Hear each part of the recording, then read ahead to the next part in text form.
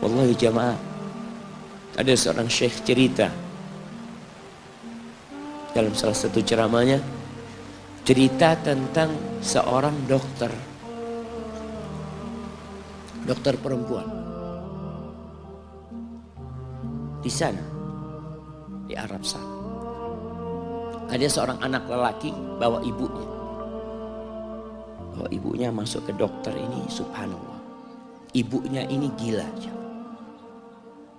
Anak-anak muda ini, belum nikah, dia bawa ibunya. Nanti ibunya tersenyum sendiri, ketawa sendiri. Masuk ke ruang dokter itu, mejanya dokter diputerin sama ibunya. Anaknya minta maaf, ya dok, kata dia, sekali-kali nanti ngeliat di televisi dokter itu ada gambarnya Ka'bah.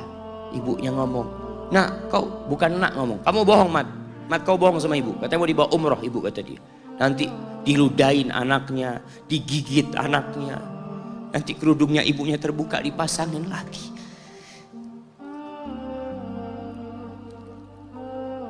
Itu dokter tanya sama anaknya, ini siapa?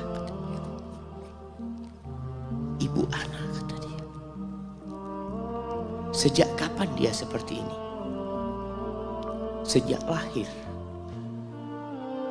Loh, terus gimana engkau bisa lahir? Iya, sama kakek anak, ibu anak dinikahkan.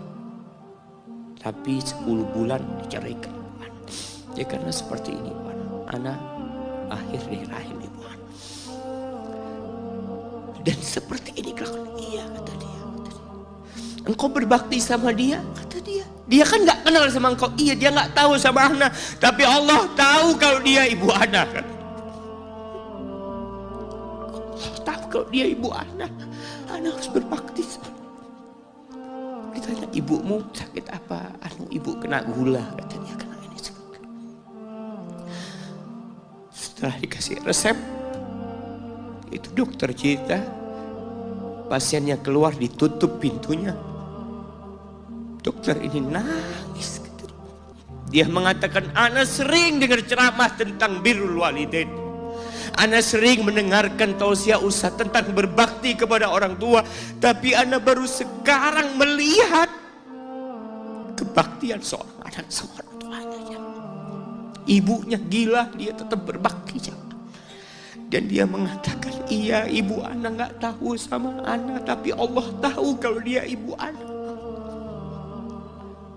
Dan yang ngasih wasiat supaya kita berbakti sama orang tua itu Allah, jemaah. Apapun yang dilakukan orang tua kita.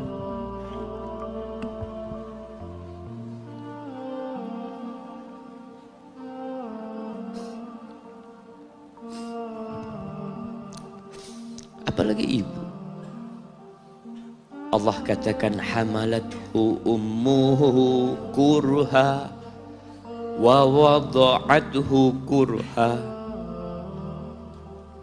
Ibu kita, hamil kita itu dalam kondisi yang sulit.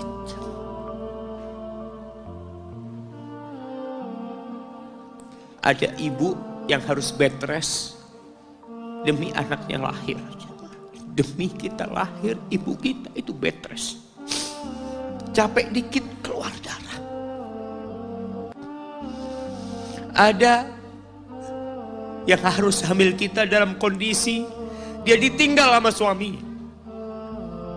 Dia harus cari nafkah sendiri. Ada yang harus muntah-muntah demi kita. Allah.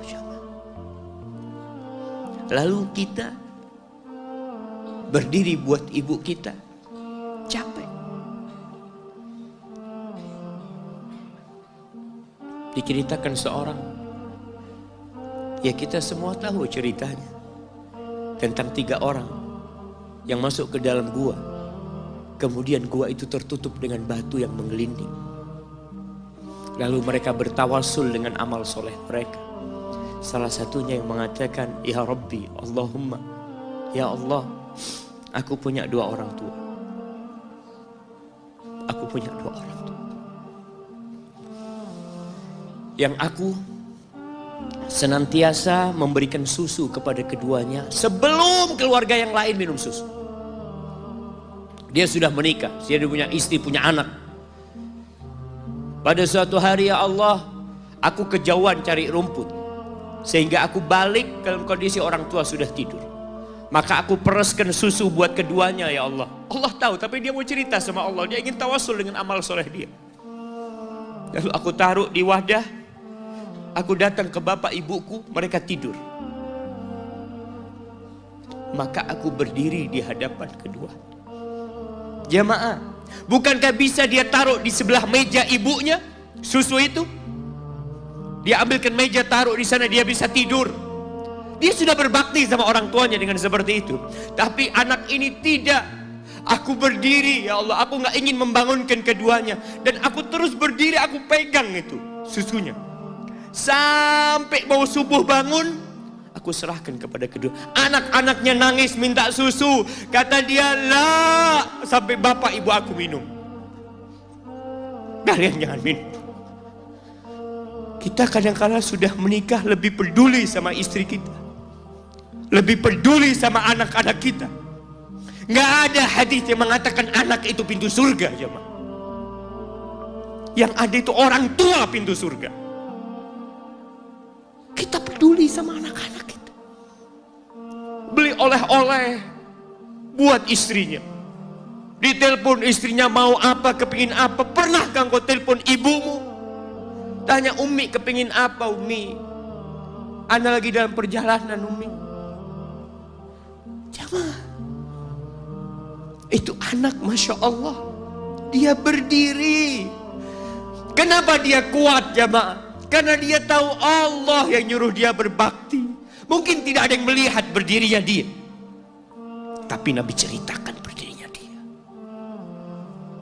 Dari malam jamaah sampai pagi, berapa jam dia ingat, ibuku hamil aku 9 bulan. Capek. Ana semakin tahu dengan tugas besar seorang ibu dan pengorbanan seorang ibu setelah Ana menikah. Setelah Ana tahu bagaimana istri Ana hamil, ketika dia harus tidur gak enak,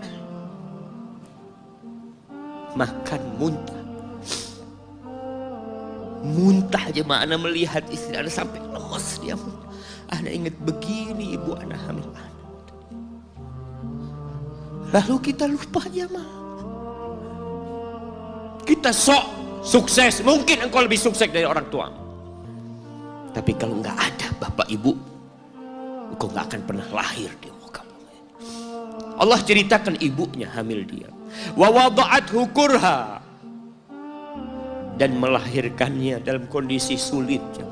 Kadangkala perut ibu kita itu disobek demi kita keluar dari perut ibu kita. Antum meninggalkan luka di ibu, itu dijahit. Kalau antum anak ketiga, Allahu Akbar, berapa kali dibelah perut ibu kita, tubuhnya jadi jelek gara-gara kita. Tapi dia nggak peduli, yang penting antum lahir dengan selamat. Kalau ibu kita dikasih pilihan, ini nggak bisa diselamatkan dua, salah satunya akan meninggal dunia. Kira-kira apa kata ibu antum? Iya, nggak apa-apa dok, selamatkan bayinya dok. Nggak apa-apa dok, biar dia lahir dok. Subhanallah. Berapa banyak ibu yang meninggal dunia ketika dia melahirkan anak. Wa hamluhu wa fisaluhu 30 syahra. Hamilnya dan menyusuinya itu 30 bulan. Artinya bukan ketika antum lahir selesai lelahnya ibu kita. Memang ketika antum lahir dengan selamat, Allahu Akbar, ibu itu lupa dengan rasa sakit dia 9 bulan. Ibu itu lupa dengan jeritan dia mengeluarkan kita ketika kesakitan. Itu lupa. Dia tersenyum, dia bawa anaknya, ditaruh di dadanya. Allahu Akbar. Kalaupun ada air mata yang menetes, itu air mata kebahagiaan orang tua dengan hadirnya kita di muka bumi ini. Lalu kita bisa berjalan. Kita nggak bisa apa-apa lahirnya. Allah rekam kebaikan ibu kita. Kita disusui sama ibu kita. Berapa bulan? 2 tahun. 24 bulan disusui. Mungkin ada yang kurang, mungkin ada yang lebih. Tapi yang jelas kondisi kita tidak bisa berbuat apa-apa. Kita hanya bisa menangis, jemaah. Antum lapar menangis, buang kotoran menangis. Siapa yang datang membersihkan kotoran antum? Ibu antum. Yang gendong antum siapa? Ibu antum. Dia susui. Subhanallah, sampai anaknya agak besar sedikit, diajari bicara sama ibunya, diajak ngomong sama ibunya, diajarin berdiri sama ibunya, diajarin berjalan sama orang tuanya. Allahu Akbar. Kemudian ketika antum sukses,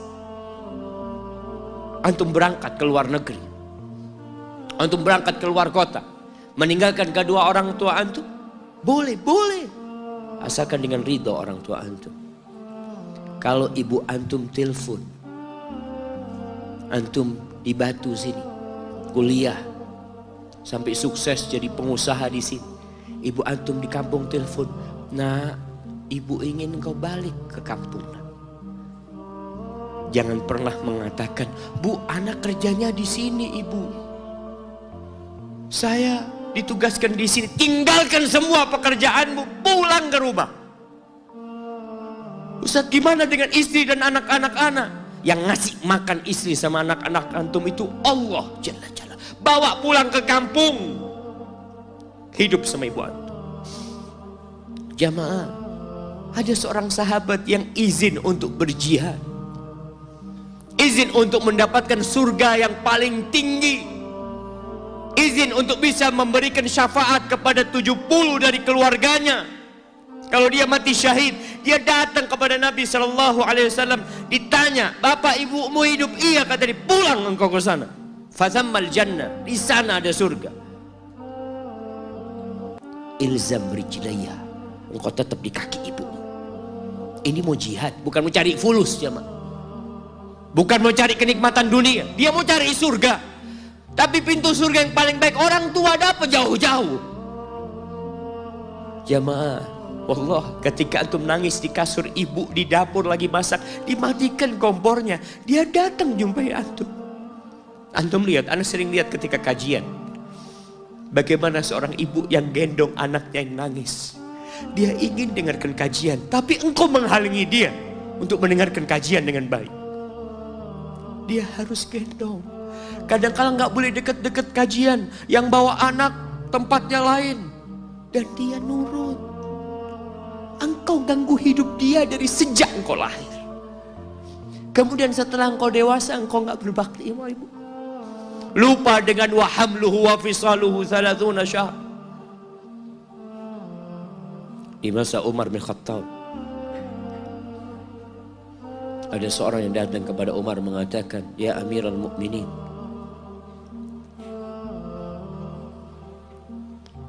aku ini jadi kendaraan buat ibu. Aku ini yang membersihkan kotoran ibu, dan aku palingkan wajahku. Ibuku sudah lumpuh, gak bisa apa-apa, dan aku berusaha untuk berbakti sama dia. Aturani qad jazaituha. Gimana menurutmu?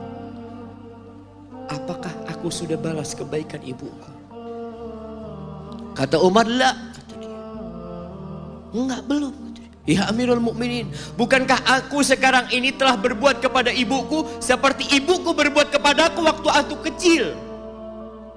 Artinya sama pekerjaannya sekarang ini.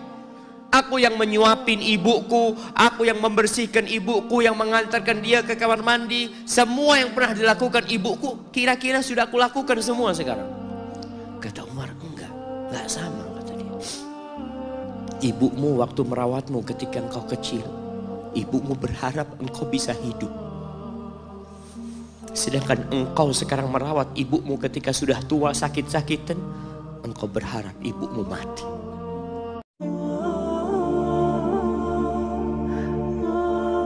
Lalu Ibnu Jauzi berdoa, Allahumma in adzabtani wahdan. Ya Allah, kalau kau besok mengazab aku, jangan kau kasih tahu orang-orang itu. Li'alla yuqal, agar supaya tidak tersebar pembicaraan azaba man da'a ilaih, azaba man dalla ilaih, supaya orang-orang enggak ngomong